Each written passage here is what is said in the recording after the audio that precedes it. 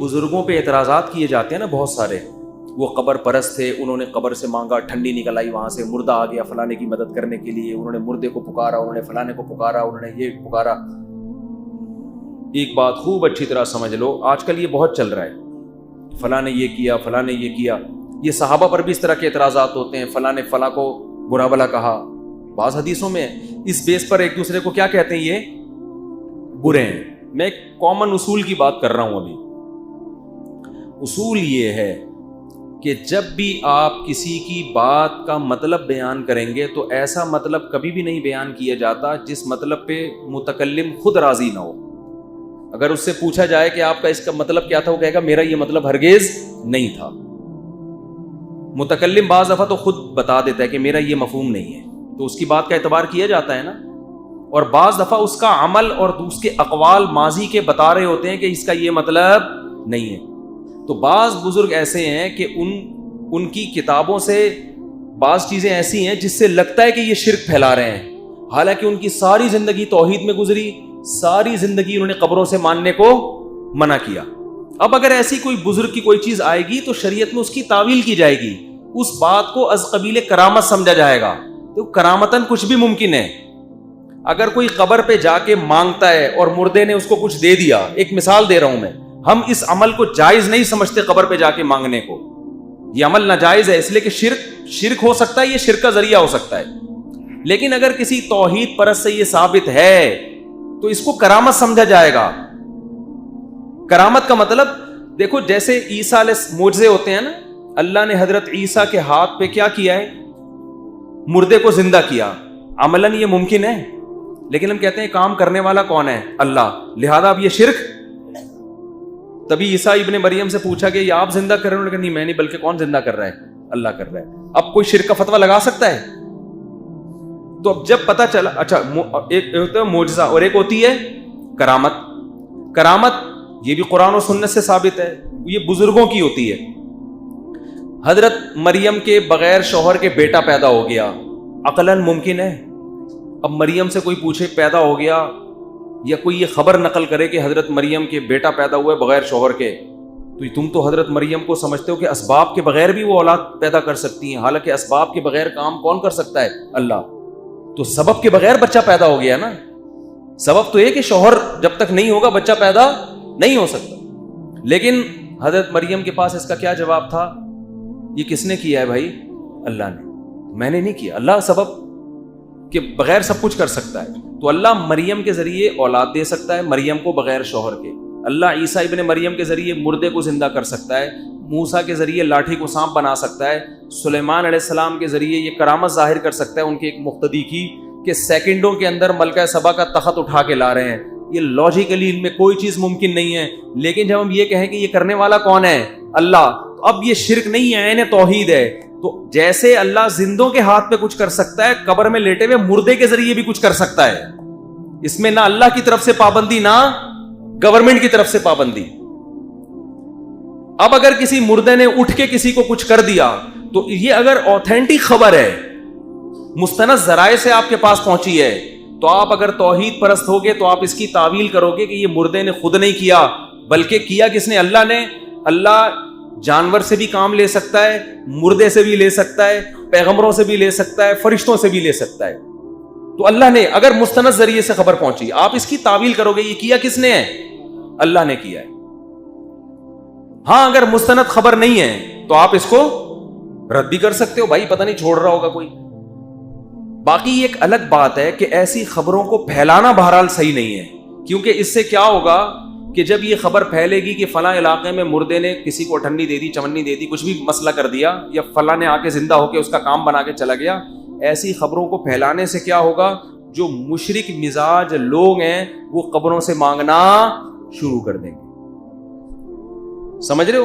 اس لیے ہمارے اکابر اس کے خلاف تھے کہ ایسے واقعات کو پھیلایا جائے۔ کہیں کسی مرید کو کسی بیان کر دیا، اس نے لے کے پھیلا دیا، یہ اس کا ہیڈک ہے، ورنہ وہ اس کے قائل نہیں تھے، منع کرتے تھے ایسی چیزوں۔ تبھی ہم نے ممبر پہ بیٹھ کے، ہمارے تو بہت کرامات ہیں ہمارے اکابر کی، آپ نے نہیں دیکھا ہوگا کب میں بیٹھ کے وہ کرامات کبھی بیان کرتا ہوں، مجھے پتا ہے بھائی شرک کا دروازہ کھل سکتا ہے۔ اس پر ایک اشکال ہوتا ہے کہ ایسے بھی واقعات ملتے ہیں بعض اکابر بزرگوں کی کتابوں میں، اور یہ بڑے بڑے اسلاف سے ملتے ہیں، وہ تو بات ہوئی نہیں تو پھر ہم وہ سارا مسئلہ ہی ہو گیا نا، کہ جا کے اس مردے سے باقاعدہ مانگا بھی گیا ہے. تو دیکھو تم تو قبر سے اور مردے کو مانگنے کو کیا سمجھتے ہو؟ جائز. یہاں بھی ہم یہ کہتے ہیں کہ جب ایک آدمی کی تاریخ بھری پڑی ہے کہ وہ مردوں سے مانگنے کو حرام کہہ رہا ہے، صبح و شام ناجائز کہہ رہا ہے، اس کے خلاف اس کے مریدین، اس کے شاگرد قبروں پہ نہیں، ہمیں دیکھا کبھی قبروں پہ جاتے تھے، تو پھر اگر کسی بزرگ سے یہ چیز ثابت ہوگی، یہاں بھی شریعت تعویل کا حکم دیتی ہے، جس کے میں ابھی آپ کو دلائل دوں گا قرآن و سنت سے. شریعت پھر کہتی ہے تعویل کرو. وہ تعویل یہ ہے کہ یہ بھی از قبیل کرامت سمجھ کے گیا ہے. جیسے حضرت عیسیٰ کے پاس لوگ آتے تھے کہ مردے کو زندہ کریں، تو یہ آنا شرک تھا کیا؟ انہیں پتا تھا کرے گا اللہ، مگر ریکویسٹ کس سے کرنی پڑے گی؟ عیسیٰ ابن مریم سے. ان سے کہیں گے کام کون کرے گا؟ اور یہ پیغمبر کے ساتھ بھی ہوا ہے، جو پیغمبر نہیں ہے ان کے ساتھ بھی ہوا ہے. جیسے بخاری مسلم کی حدیث ہے، پچھلی امتوں میں ایک نوجوان تھا، وہ راہب کے پاس بھی جاتا تھا اور ایک جادوگر کے پاس بھی، جس پہ سورہ بروج نازل ہوئی نا پوری سورت. میں شارٹ کر کے واقعہ بیان کر رہا ہوں، میرا ٹاپک نہیں ہے. تو وہ کیا کرتا تھا کہ کوڑ کے مریض کو ہاتھ لگاتا، وہ ٹھیک ہو جاتا، گنجے کے سر پہ ہاتھ پھیرتا، بال نکل آتے، نابینا کے آنکھوں پہ ہاتھ پھیرتا. یہ وہ نبی نہیں تھا، امتی تھا، اس کی کرامت تھی. اب لوگ اس کے پاس آنے لگے کہ آپ ہمیں بھی، ہماری بھی آنکھیں ٹھیک کر دیں. تو وہ کہتا تھا بھائی میں نہیں کرتا، کون کرتا ہے؟ اللہ کرتا. تو اب لوگوں کا اس کے بعد بھی اس سے کہنا کہ میری آنکھیں ٹھیک کر دیں آپ، کیا یہ شرک ہوگا؟ نہیں ہوگا شرک. اس لیے کہ جب پتا چل گیا بھائی کر کون رہا ہے؟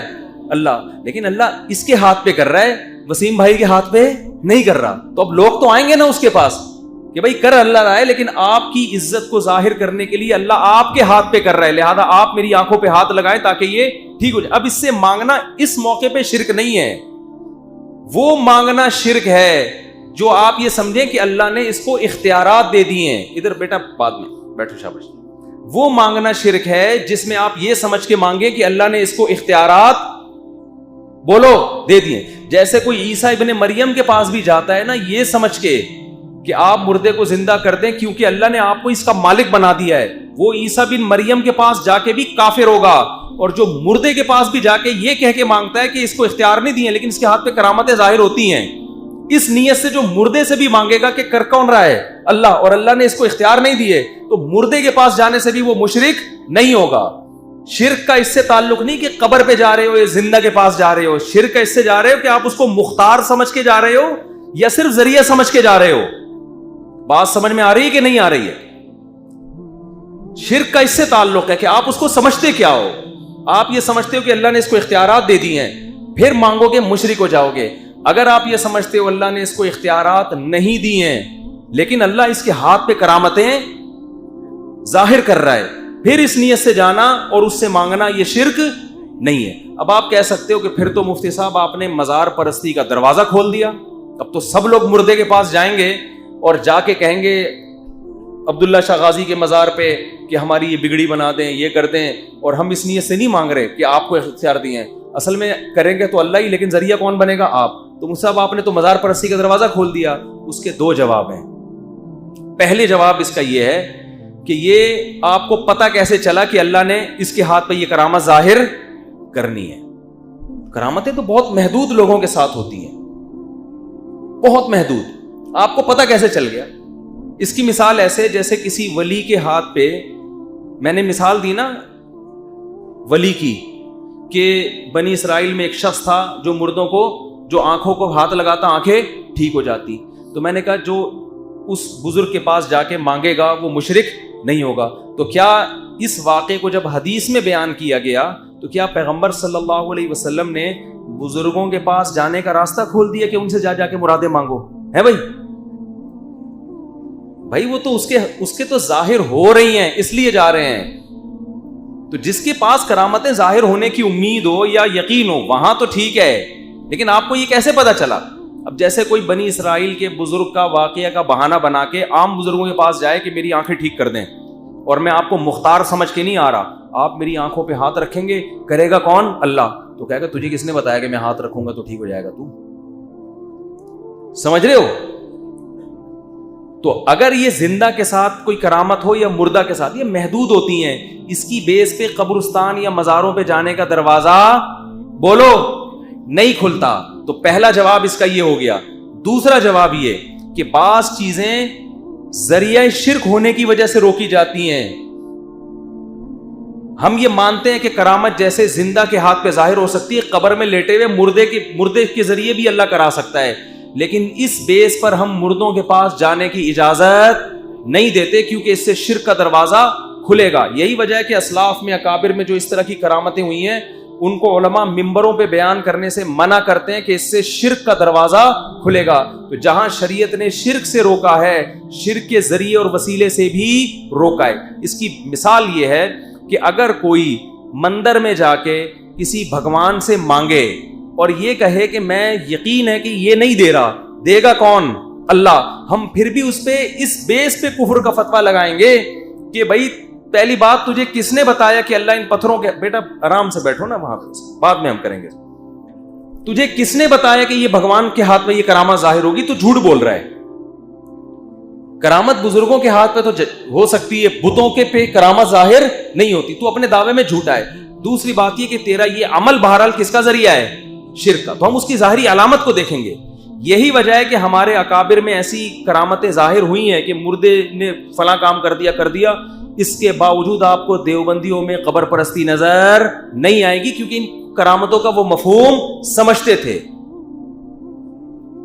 اب آپ ان کرامتوں کو اٹھا کے ہائی لائٹ کرو اور بولو یہ تو مشرک تھے تو ہم قبر پہ کیوں نہیں؟ مجھے کبھی دیکھا قبرستان پہ کسی مردے سے مانگتے ہوئے؟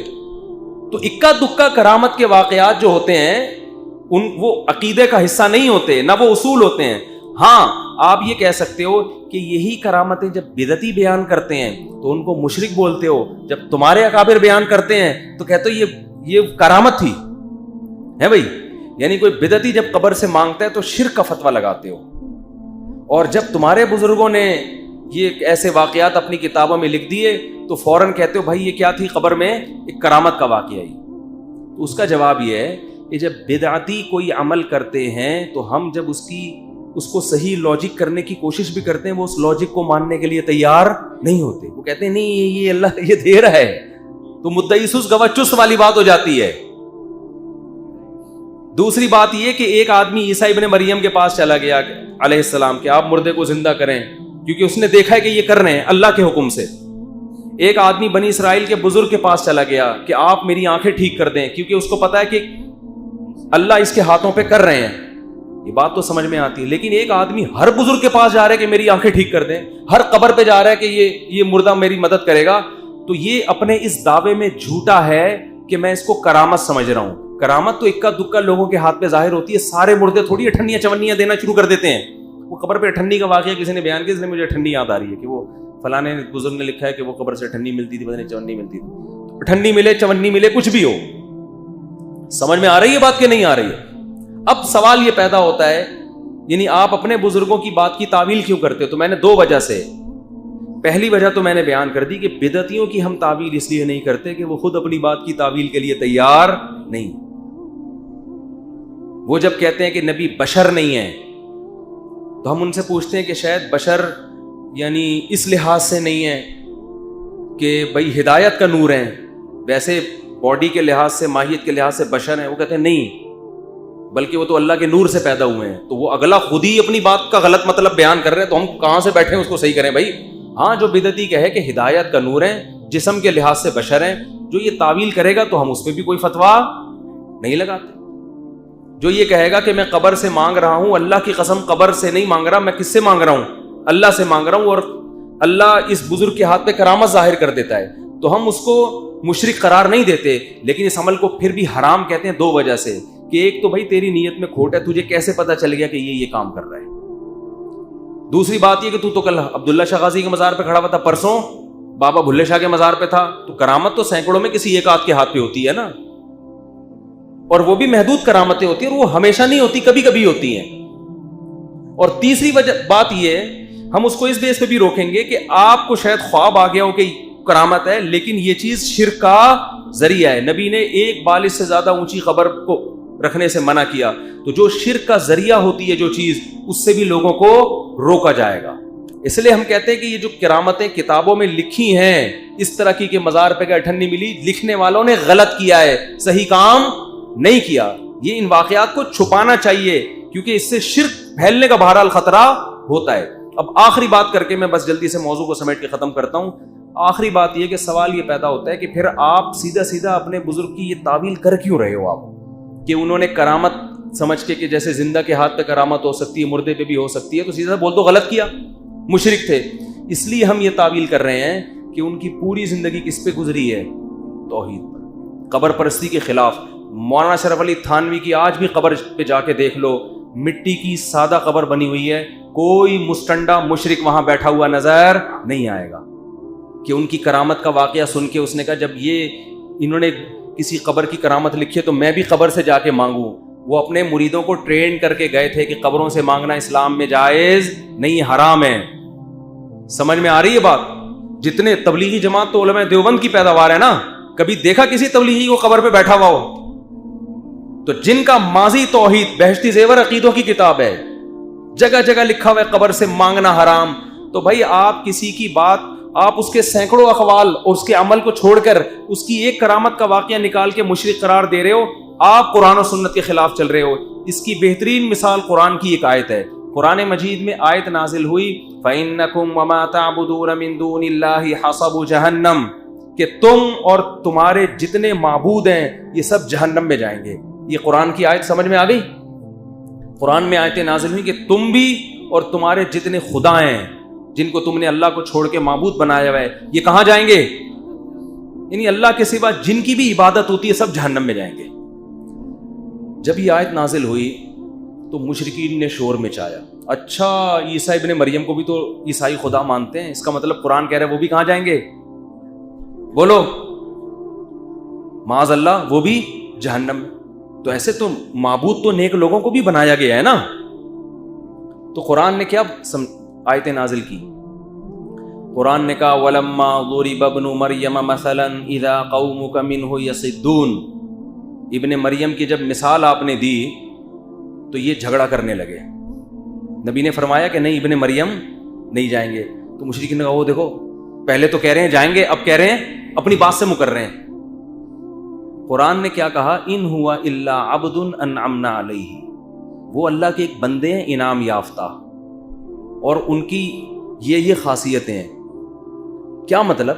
جس کے بارے میں قرآن پہلے ہائی لائٹ کر چکا ہے، یہ بات طے شدہ ہے کہ وہ انعام یافتہ ہیں، اللہ کے پیغمبر ہیں، قرب قیامت کی علامت ہیں، جس کے اتنے سارے خاصیتیں ہوں ان کو الگ سے نام لے کے مستثنا کرنے کی ضرورت نہیں ہوتی. پھر قرآن کہہ رہا ہے ما ضربوہ لک الا جدلا، اے نبی انہوں نے جو عیسیٰ ابن مریم کی مثالیں دی ہیں نا صرف جھگڑا بڑھانے کے لیے، لڑائی پیدا کرنے کے لیے. ان کو خود بھی پتا تھا کہ وہ اللہ کی نظر میں اس مثال میں داخل نہیں ہے. بل ہم قوم خصبون، فرمایا یہ ہیں ہی جھگڑالو، ان کا مقصد یہ کہ آیتوں کو توڑ موڑ کے پیش کرنا. ایک آیت نازل ہو گئی اس کا اچھا معامل بھی تلاش کر سکتے تھے. تو اب دیکھو قرآن یہاں الزام کیا لگا رہا ہے مشرکین پر؟ الزام یہ لگا رہا ہے کہ قرآن کہہ رہے میری بات کا وہ مطلب لو جو میری مراد ہو. میں جگہ جگہ یہ بیان کر چکا ہوں کہ عیسیٰ اللہ کے بیٹے نہیں ہیں، تو میں ایسی آیت کیسے نازل کروں گا کہ میں عیسیٰ کو جہنمی قرار دے دوں؟ اب اصول سمجھ میں آیا کہ اللہ بتا رہے کہ میری بات کا وہ مفہوم لیا جائے گا جو میں چاہتا ہوں، اور اس پہ میرے پاس دلائل بھی ہیں. یہ اصول سمجھ میں آیا کہ نہیں آیا؟ اور قرآن کہہ رہا ہے جو اس اصول کو سامنے رکھے بغیر الزام لگا رہا ہے وہ جھگڑالو ہے، اس کا مقصد حق کی تلاش نہیں ہے. 100% یہی اصول علماء دیوبند پہ لازم آتا ہے. آپ فضائل اعمال، فضائل صدقات اور علماء دیوبند کی کتابوں سے جو نکالتے ہو نا یہ شرک تھا، یہ قبر پرستی تھی، یہ فلانا تھا، بھائی آپ ان کی واقعات اور باتوں کا وہ چیز بیان کر رہے ہو، وہ مطلب بیان کر رہے ہو کہ ان کی تاریخ بھری پڑی ہے ان چیزوں کی نفی میں. ان کے شاگرد بزبان حال گواہی دے رہے ہیں کہ یہ قبر پرست نہیں ہوتے. تو اس کا مطلب آپ بھی اس اصول کو سامنے رکھے بغیر جب علماء پہ اعتراض کر رہے ہو تو آپ بھی سوائے جھگڑا پیدا کرنے کے اور آپ کی کوئی مراد نہیں ہے. اگر ان کرامتوں کے واقعات جو فضائل صدقات میں یا اور کتابوں میں لکھے ہوئے ہیں ان سے علماء قبر پرستی پھیلا رہے ہوتے اور دیوبندی علماء جاتے ہوئے نظر آ رہے ہوتے قبروں کو پروٹوکول دیتے ہوئے اور جو کچھ کرتے ہوئے، تو آپ کہتے کہ یار یہ شرک کی بنیادیں رکھ کے گئے ہیں. آپ کو پتا ہے تبلیغی جماعت تو قبروں سے سجدہ کرنے میں لوگوں کو اٹھا اٹھا کے چلے لگوائے انہوں نے. مجھے خود لوگوں نے بتایا ہم قبروں کو سجدہ کرتے تھے, جماعت والوں نے ہمیں جماعت میں نکال کے ہم سے وہ سجدے چھڑوا دیے. تبلیغ جماعت کس کی ہے؟ یہ تو ساری علماء دیوبند کی رکھی ہوئی بنیادیں ہیں, اور سب علماء دیوبند نے اس کو پروموٹ کیا. میں مسلک کی تبلیغ نہیں کر رہا اس وقت کہ آپ جو بار بار دیوبند کا لفظ سن رہے ہیں کہ مفتی صاحب ہم یہاں درس قرآن سننے کے لیے آئے اور یہ دیوبندیت کو فروغ دے رہے ہیں. میں علماء دیوبند پر جو الزامات لگ رہے ہیں ان الزامات کی نفی کر رہا ہوں. یہ الزامات کیا ہیں؟ جھوٹے الزامات ہیں. سمجھتے ہو علماء دیوبند توحید کے علمبردار تھے, توحید کے علمبردار ہیں. اور یہ جو کرامتوں کے, اچھا ایک آخری بات کر کے بس بات ختم کرتا ہوں. کرامتوں میں بعض دفعہ مجازن بزرگ کی طرف بھی نسبت کر دی جاتی ہے کہ ان بزرگ نے دیا ہے, حالانکہ کہنے والے کی نیت کیا ہوتی ہے؟ اللہ. دیکھو قرآن کہتا ہے یَهَبُ لِمَن يَشَاءُ إِنَاثًا, اللہ جس کو چاہتا ہے بیٹیاں دیتا ہے, جس کو چاہتا ہے ہبہ کرتا ہے بیٹے. بیٹے دینا کس کا کام ہے؟ اللہ. اولاد کس کا کام ہے؟ ہبہ اللہ کا کام ہے. لیکن جبریل جب حضرت مریم کے پاس آئے اور کہا کہ میں روح پھونکوں گا اور میں اس لیے آیا ہوں لِأَهَبَ لَكِ غُلَامًا زَكِيًّا, اے مریم میں تجھے ایک بیٹا گفٹ کرنا چاہتا ہوں, ہبہ کرنا چاہتا ہوں. اب یہ قرآن پہ بھی آپ الزام لگا سکتے ہو یار, ادھر قرآن کہہ رہے کہ اللہ کہہ رہا ہے کہ بیٹا کون ہبہ کرتا ہے؟ اللہ. ادھر کہہ رہے جبریل کہہ رہے ہیں کہ میں کروں گا. تو اگر آپ جھگڑالو ہو تو آپ کہو گے یہ دیکھو قرآن تو, کوئی عیسائی جو ہے نا یہاں سے شرک پھیلا سکتے ہیں, قرآن تو کہہ رہا ہے یہ جبریل کو بھی بچے دینے کا اختیار ہے. ہم کہیں گے قرآن کا وہ مفہوم بیان کرو جو قرآن دوسری جگہ بتا رہے کہ بچے کون دیتا ہے, اولاد صرف اللہ دے سکتا. یہاں اگر جبریل کو کی طرف نسبت, یہ مجازی نسبت ہے, ذریعہ بن رہے ہیں مجازن, ان شارٹ. مجازن شارٹ میں بہت سی چیزیں چلتی ہیں. ہم کہتے ہیں میں 3 پلیٹیں بریانی کی کھا گیا. ابے تو پلیٹیں کھا گیا ہے؟ بریانی کی پلیٹیں کوئی کھا سکتا ہے؟ بریانی کھائی ہے نا. میں کہہ رہا ہوں میں 2 پلیٹیں کھا گیا. اب میں نے بیان ریکارڈ کروایا کہ میں 2 پلیٹیں کھا گیا بریانی کی.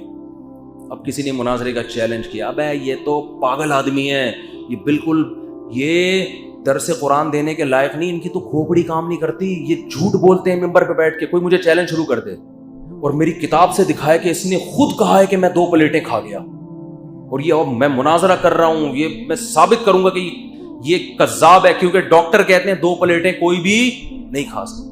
اور اگر یہ اپنے دعوے میں سچا ہے تو آدھی پلیٹ کھا کے دکھائے میرے سامنے. اب میں آ کے تعویل کر رہا ہوں, او بھائی میری پلیٹوں سے مراد کیا تھی؟ بریانی. پلیٹوں سے میری مراد کیا تھی؟ بریانی تھی. کہ نہیں پھر پلیٹیں کیوں بولا؟ میں کہوں گا میں اس لیے بولا کہ ساری دنیا کو میرے بارے میں پتا ہے. جو آدمی درس قرآن دے رہا ہے, جو 4 شادیوں پہ کتاب لکھ رہا ہے, جو جہلم جا کے بات چیت کرنے پہ آمادہ ہو گیا تھا نا, میں جو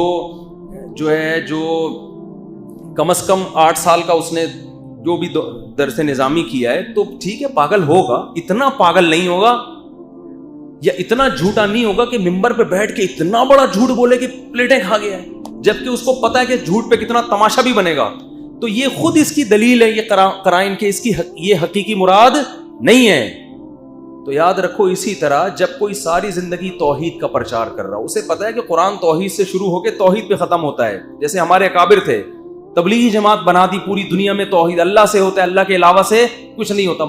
مزاروں کے خلاف فتوے, آپ کسی بھی دیوبند مکتبہ فکر سے فتویٰ لے لو, مزار پہ جانے کو حرام کہتے ہیں. اگر وہ کوئی واقعہ بیان کر رہے ہیں فلاں بزرگ نے مزار پہ جا کے مردے سے مانگا اور مردے نے اس کو دے دیا, تو بھائی اس کی کوئی صحیح لاجک بن سکتی ہے. بالکل اسی طرح جیسے مفتی طارق مسعود پلیٹیں نہیں کھا سکتا, ٹھیک ہے نا, بریانی کھائی ہوگی, نسبت پلیٹوں کی طرف کر دی ہوگی. تو یہاں بھی مردہ نہیں دے رہا, نسبت مجازن مردے کی طرف کر دی. دینا والا کون ہے؟ اللہ ہے. اور بطور کرامت کی اللہ نے اس مردے کے ہاتھ پہ کرامت کو ظاہر کر دیا. تو کرامت جب اللہ کر رہا ہے تو وہ مردے کے ہاتھ پہ بھی کر سکتا ہے, وہ کسی بھی چیز کے ہاتھ پہ کر سکتا ہے, وہ کر رہا ہے اللہ نا, تو وہ تو اسباب کا محتاج ہی نہیں ہے. اب آپ یہ الزام ضرور لگا سکتے ہو کہ ان واقعات کو ممبروں پہ بیان کرنے سے شرک معاشرے میں پروموٹ ہوتا ہے. یہ الزام بالکل ٹھیک ہے. اس کا جواب یہ کہ جو یہ ممبروں پہ بیان کر رہا ہے تو یہ اس پہ ہوگا. علماء دیوبند یہ چیزیں ممبروں سے بیان نہیں کرتے. اگر جو کرتے ہیں تو ان کو پکڑو. ہم تو چھاپنے پر بھی کہتے ہیں کہ یہ نہیں ہونی چاہیے چیزیں. عوام کا مینٹل لیول یہاں تک نہیں ہے. اس پہ یہ کہنا کہ ان کے تو عقیدے شرکی ہیں, یہ تو ہیں ہی مشرک, یہ تو شرک پھیلا رہے ہیں. توحید ہم پھیلا رہے ہیں.